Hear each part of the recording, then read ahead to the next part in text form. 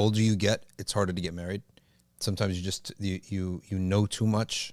And even when you're younger, it's hard to get married because you got too many choices.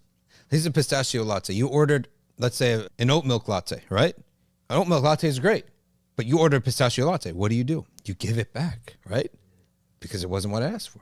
So our mentality in everything we do, there's so many choices, right? So many choices. Too many choices. You get your shirt custom made. There's about 4 kinds of collars, buttons, no buttons, a lapel inside so you could stick those little sticks inside or not. The amount of choices you have in every walk of life is insane. When you get married, your mind blows up, right? They're having trouble getting married for this reason. That's why I think this is a decision. Your mind would never compute it properly. Take it to Istikhara and Istishara, right? It's not you're saying suspend your will altogether, but you really need to do. Wouldn't you want to ask Allah, oh Allah, you decide for me? You know Allah's going to decide the best for you, right?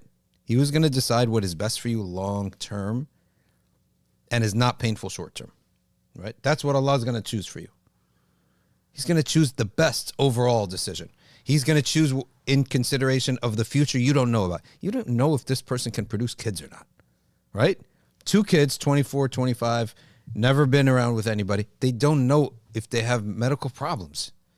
So you're going to choose and think all this stuff. The most important thing is unknowable to you. You don't know what the kids are going to look like. You don't know how she's going to parent. You don't know how he's going to parent. You don't know how he's going to react to economic trouble. He can break. He might be the strongest guy now, but he's never been tested. He cracks under pressure. The rest of your life is misery.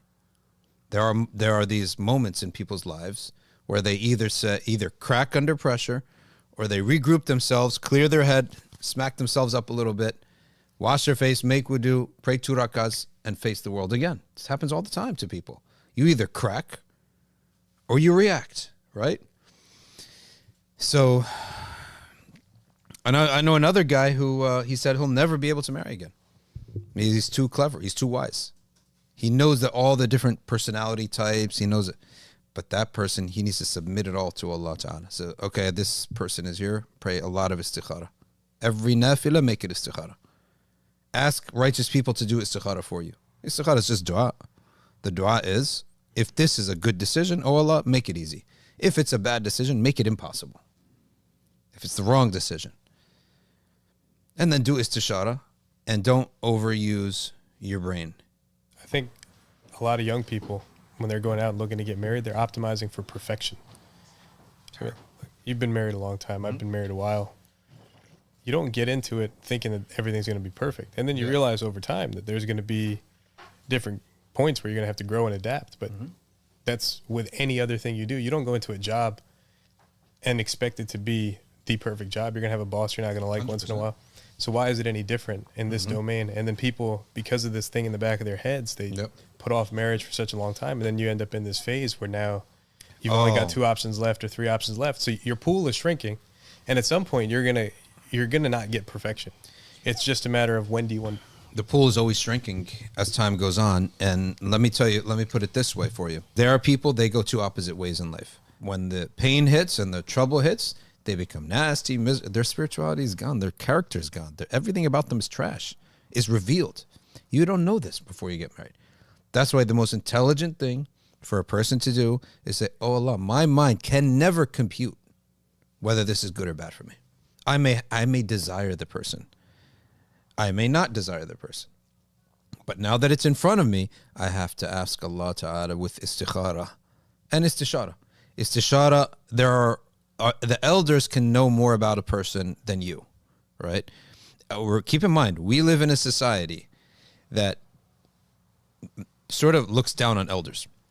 Elders can look at a person and say, this person's full of good character within a shorter span than you. And I had many, many friends. My dad said, he's good, but that other one, stay away from him. Don't be friends. Actually, my dad was never that diplomatic. He said, that one's trash, right? This guy's trash. This guy's a dropout. He's good, right? That's how the old generations like that. They don't play this diplomacy stuff. They're just trash, right? And he's good, right? But he would say that, and I don't see how he's saying that. I don't see where he's saying it. To me, he's a cool kid, right? And he's good at stuff. But my dad and the elders who are sharp would say, okay, just the way he talks, the way he treats his dad, he knows everything about him within a short period of time. Women were going to know that about wives. Women are going to know about women. And guys are going to know that about other guys. Just like I said the story yesterday. And by the way, might as well, since we're going to be talking about marriage a lot. We have a premarital program that has launched called Starboard. If you are engaged, getting engaged, sign up so that you can get educated before you go into something without knowledge. Okay. So it's premarital classes and courses that you can sign up for as soon as you get engaged at starboardmarriage.com. Postmarital as well. So they know better. That's what we call Istishara. Men would know men. Women know women. A woman who's 50 years old, how many girls has she been around in her life? How many girls has she seen? She doesn't have to be smart. How many girls has she seen? Her gut will tell her when something's wrong. She's seen a lot of women. She knows what good women look like and how they behave, how they look at you. Same with guys. You could sort of tell when someone's normal and someone's shady, someone's iffy. Istishara is asking the elders. We're living in a society that looks down on the elders. That is a stupid society. That's a stupid society. The only difference between the elder and the youth, right, is that the older guy does not look as great as the youth, but he's 10 times smarter. That's why it's going to be really interesting. Everyone in Jannah is 33 years old. Like me, my dad, my grandfather, all the way. We're all 33. We're all like equals now. It's going to be a weird feeling, right? Have you ever read the book Anti-Fragile? Yeah. Yeah, so remind me about that. You know that concept he talks about? I guess he calls it the Lindy concept, right? Yeah. Where something that's been around a while will continue to be around a while. Meaning the wheel, it's been around for 3,000 years. It's going to be around for another 3,000 years. The iPhone, it's been around 20 years. It's maybe going to last another 20 max, right? Yeah. You could apply that to, I mean, it's not a direct corollary, but apply it to knowledge and wisdom, right? And there you go. There's a reason to think that that knowledge that has sort of marinated inside of a person's head for 30 or 40 years, it's going to be a little bit more solid. It's going to be a little bit more thought out. Whereas you think about a young person, they learn something new. They think they're an expert in that thing. And then 2 weeks later, they're an expert in something else. And then they turn out to be wrong about both. Yeah. And then 40, 50 years later, they start to get a little bit wise, right?